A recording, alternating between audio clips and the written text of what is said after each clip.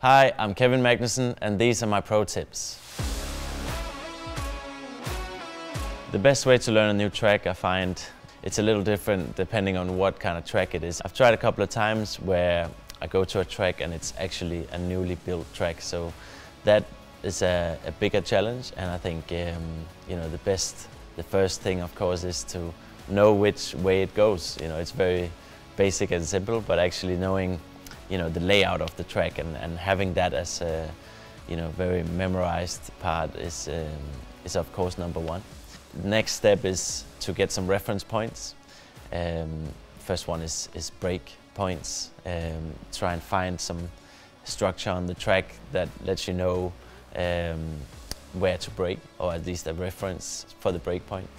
And that can be difficult. That's where you go and do a track walk, or if there is a track model in a simulator, then you can learn it in that. Next step after that is of course to try and find out the technique of each corner.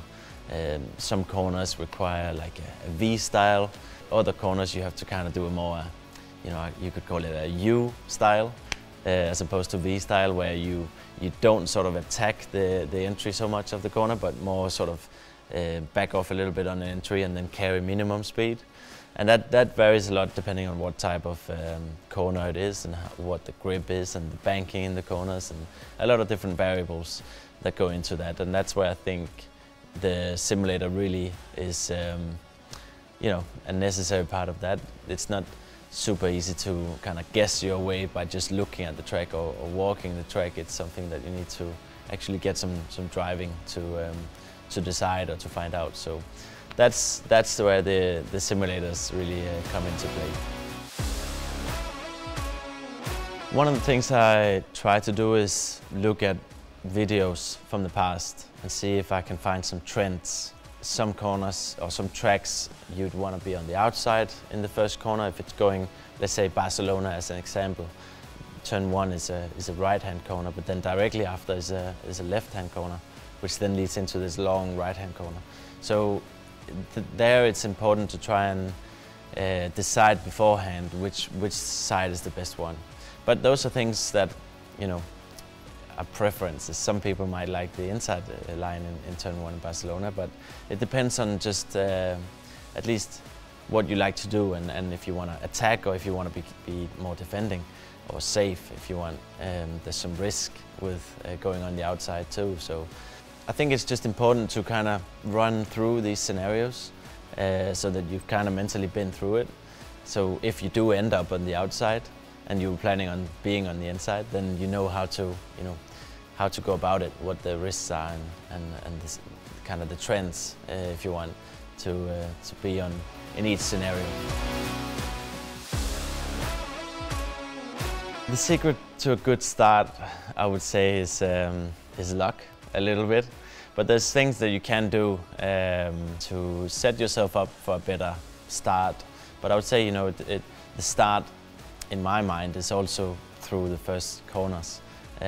One thing is getting away from the start slot in the fastest way possible. Of course, that's very important. There's a whole other element to that in terms of getting the clutch point right and the revs and temperatures in the tires and stuff like that. But I would say that the thing that is more important is getting through the first couple of corners.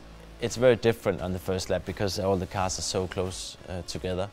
And with Formula 1 cars especially, you have a lot less grip when you're on the first lap, because at least if you're starting in the middle of the field, because there's a lot of cars around making this turbulent air. So everyone is very careful but still trying to push because the grip is so low. It's very easy to lock up a tire or anything like that. So you always try and predict what the car in front of you is doing. It's important to try and look ahead of that car and not just look at the car in front of you, because if you just look at him, then you can react to what he's doing. But if you can look ahead of him, then you can kind of predict what the car in front of you, directly in front, is going to do, because you can see what he will have to react to. So I just think it's a little bit similar to driving on your own. Looking ahead, looking further ahead is important, because you will just be a little bit further ahead in time, and you can react to some things a little earlier, and that way kind of, you know, get on the right line in terms of attacking the guy in front of you. So yeah, look ahead and try and see what the guy directly ahead of you has to react to.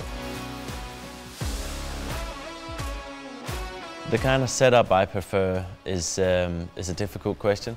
I prefer a stable rear of the car on entry, so I like to be able to be a bit more aggressive on entry with the car, and that requires a bit more grip or a bit more rear balance from my car versus maybe other drivers. The way I prefer my pedals to be set up is actually to have them a little bit far away from me. I don't like having my knees bent too much, and also I feel like I just have more power with my leg almost stretched out completely. So I guess most of my force comes from my foot or my ankle rather than my hip and knee. The setup of the car varies quite a bit. You try to keep the characteristics of the car, so the feeling of the car, as similar as possible every time. So you don't want to have to learn to drive the car each track you get to. Of course, you set the car up very differently in Monaco than in Monza. It's two very, very different characters of track. But it also depends on the bumpiness of the track. With Formula 1 cars at least, you try and get them as low as possible. And if the track is bumpy, then you have to race it up. And racing the car up just removes downforce from the underneath the car. So it's always a compromise. You're never able to set the car up perfectly because there's different variables that force you to go outside of that perfect window of the car setup.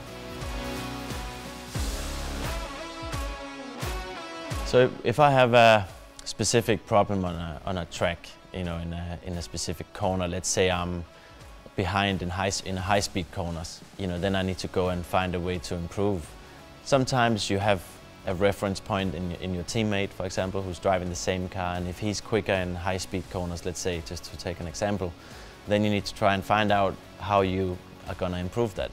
And again, it comes back to setup in the car. If you want to try and help the setup or the balance in the car to suit you better, or if you want to just try and sort it out yourself and work with your driving to try and find that lack of speed. You have to always think that if you go and change the setup to help in a high-speed corner, for example, then it's going to have an effect in other places too. So if you're very happy in all the other corners, then you've got to try and evaluate whether you think it's worth it to risk that good balance in all those corners to help in whatever corner you're lacking in. So most of the time, I would say, if it's just one corner that you're struggling with, it's highly likely to be a driving issue and not a car issue if all the other corners are good. So where you're looking is actually a very important part of driving. Of course, I think most people know that it's good to look further ahead.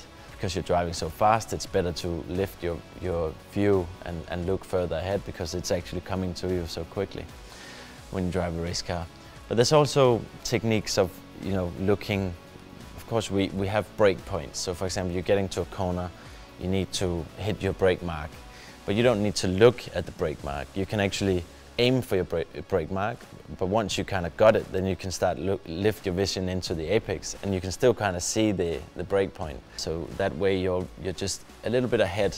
You're already adjusted, and in a way already ahead of yourself because your eyes are set on the apex, but your brain is focused on that brake mark. So in that way, you can get a small advantage, I would say, if you can get used to driving like that. That's somewhere that simulators are good too, because it of course can be a little bit daunting or difficult to start practicing this in real life. To not look at your brake point can be a little scary, I guess, in the beginning. So do practice that in the sim first. See you next time for more pro tips.